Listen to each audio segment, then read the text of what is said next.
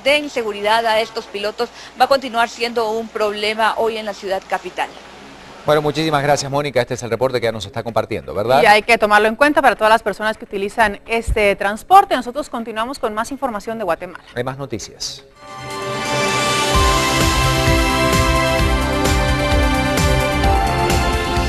Bueno, gracias por seguir con nosotros. Un nuevo reportaje especial porque a continuación veremos cómo surge y cómo se vive el fenómeno de la desigualdad social en este contexto donde surgen algunas preguntas. ¿Quiénes son los que intervienen? ¿Cuáles son los factores de esta realidad guatemalteca? ¿Por qué se da la segmentación de clases sociales entre pobres y ricos? Y a continuación daremos a conocer el análisis que realizan algunos expertos sobre este tema del que muchas veces se ha hablado en distintos foros.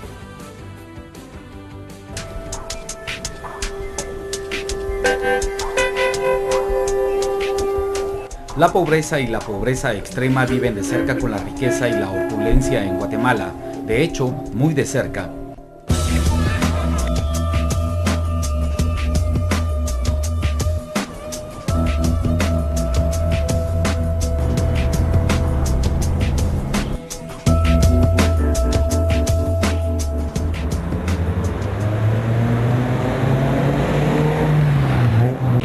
El asentamiento La Limonada se ubica en el centro de la ciudad de Guatemala. Aquí vive María Petrona desde hace 40 años. 30 de ellos le costó construir su casa con la ayuda de su familia. Una bala perdida la dejó en silla de ruedas. Después de varios años se pudo levantar y, como dice ella, para seguir adelante. Cuesta joven, cuesta vivir aquí. La gente dice, ahí están bien porque son ladrones, dice la gente. Tienen dinero. Dice, no, aquí en mi casa todas mis hijas son recibidas. Mi esposo es albañil, aquí en mi casa sí, y donde quiera, aquí en la vecindad también. El señor es albañil y los patojos son recibidos. Aquí estos niños de aquí estudian, el señor trabaja también, la señora también. Entonces, fíjese. Me comentaba con la señora de aquí enfrente. Sonia, sí, ella se llama Sonia. Ella tiene como 4 niños pequeños, pero ella vende su periódico en la mañana en la entrada del puente, ahí está ella vendiendo, desde las 5 de la mañana hasta ahí. ¿Entiendo? Y mire la pobreza que vive la pobre Sonia. Cuando el gobierno bien le podía dar una ayuda, ¿no cree usted? Según datos estadísticos estatales y privados, la pobreza ronda entre el 52 y 60% del total de la población de Guatemala. Y según datos internacionales, es el país más desigual de Latinoamérica y de los primeros del mundo. Pero este fenómeno es histórico y se da a partir de la distribución y concentración de la tierra en la época colonial y la explotación indígena. Luego, la etapa liberal. De liberal en lo político no tuvo nada, fueron entre los 870 y 1944 con la caída de Ubico.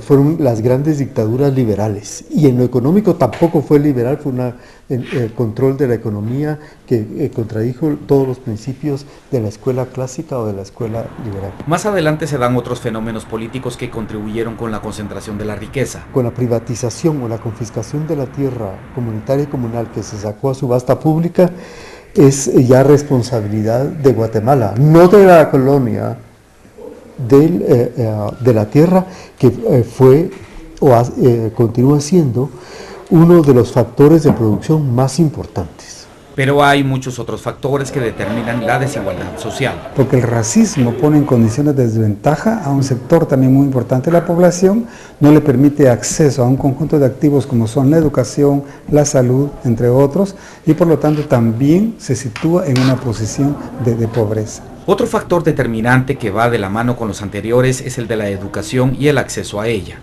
Las nuevas generaciones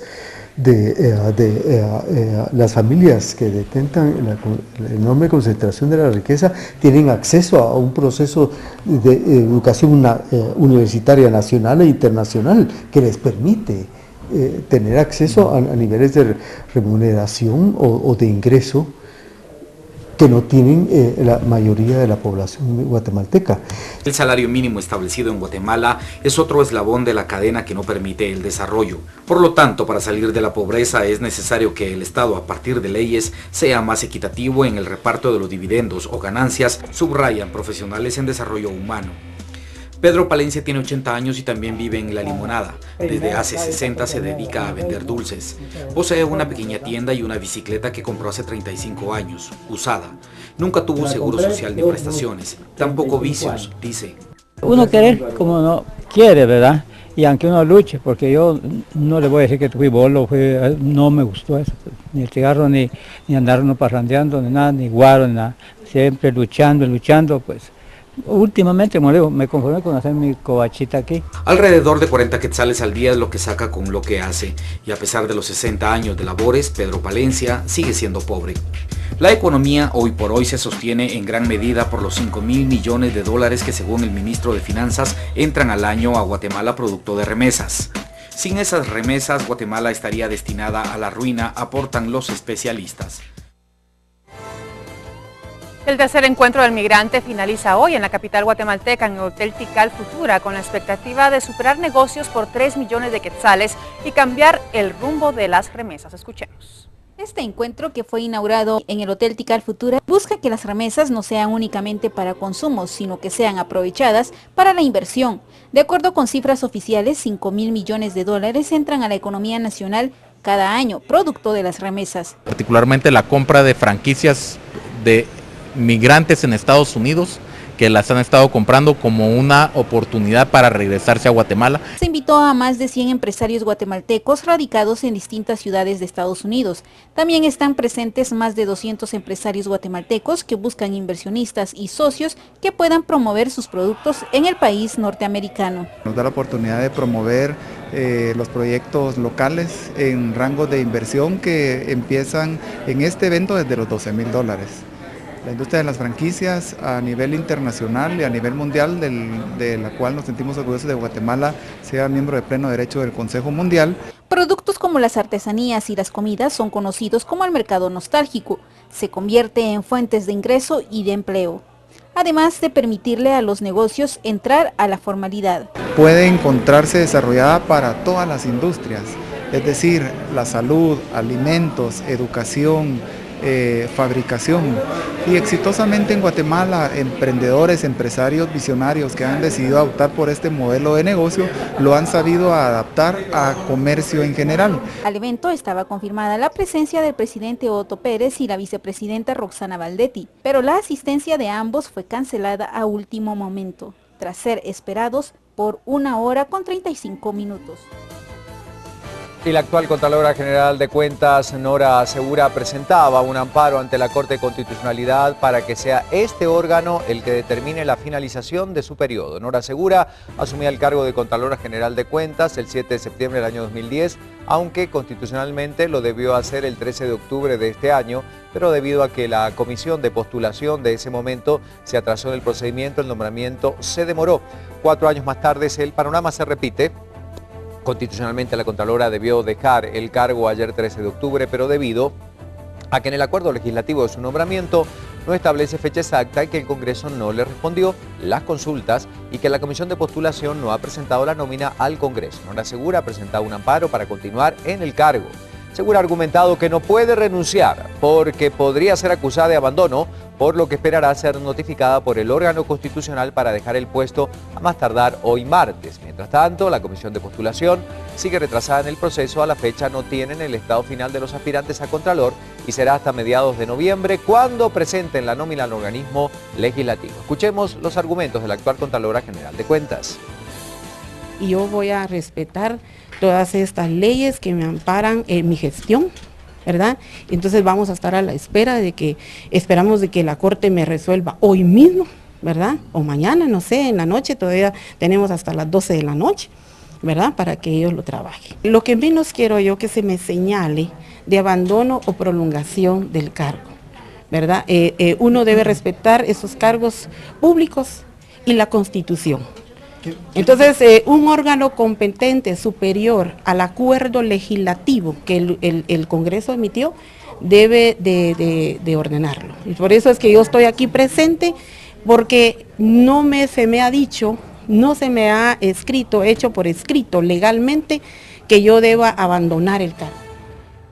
Y siempre en el tema de la Comisión Postuladora para Contralor General de Cuentas, el artículo 233 de la Constitución Política de la República establece que en ningún caso un contralor puede ser reelegido. Sin embargo, este artículo ha generado dudas en la Comisión de Postulación debido a que recibieron el expediente de Carlos Mencos, ex contralor de Cuentas. El presidente de la comisión indicó que esperan la respuesta de la Corte de Constitucionalidad para conocer si es viable que Mencos participe o no en este proceso, debido a que, como todos recordamos, él fungió como contralor, pero no en periodos continuos.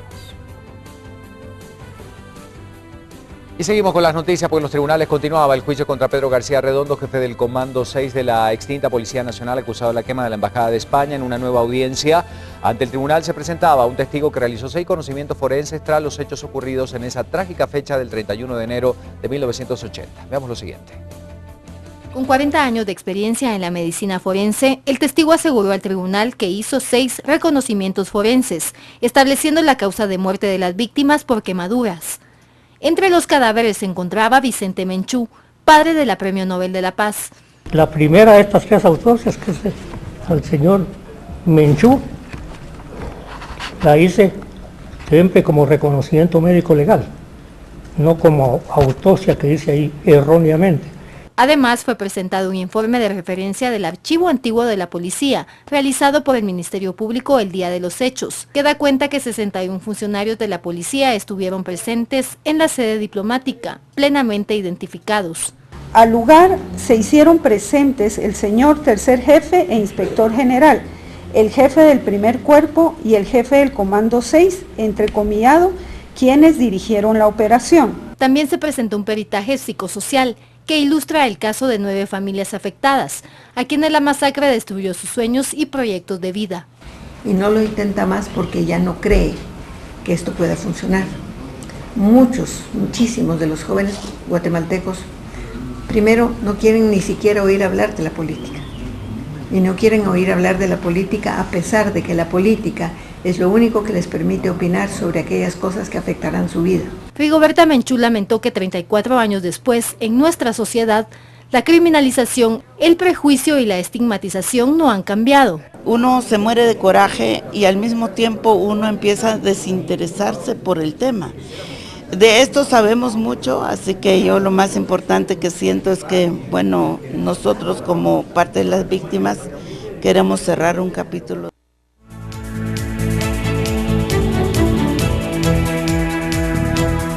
Siete de la mañana, 14 minutos. Tenemos la portada del Quetzalteco que ya está circulando en el occidente del país y como siempre la compartimos para ver qué otras noticias están sucediendo en Guatemala. Chofer de camión iba ebrio, un muerto y daños en 7 carros. Accidente en San Cristóbal, Totonicapán. Ahí vemos la impactante imagen. Repartidor pierde el control y se empotra en taller donde fallece Baudilio Ajpacajá, de 29 años. Y nosotros seguimos con la información a esta hora porque en San Marcos un reo que llegó a los tribunales justamente en este lugar para que se continuara el proceso en su contra escapaba de sus custodios. Se trata del reo Maino Reynoso Tomás, alias El Chiltepe, integrante de la banda de secuestradores Los Albañiles. Él fue capturado en abril pasado. El prófugo estaba preso en Quetzaltenango, fue trasladado a San Marcos para continuar con el proceso por los delitos de conspiración, plagio o secuestro. Él fue detenido el pasado mes de abril junto a otros presuntos 4 secuestradores cuando pretendían raptar a un menor de edad. La policía inició el operativo para su recaptura, pero sin embargo hasta ahora ha sido infructuoso. Por su parte, el agente responsable de la custodia va a enfrentar a la justicia por la fuga de este reo.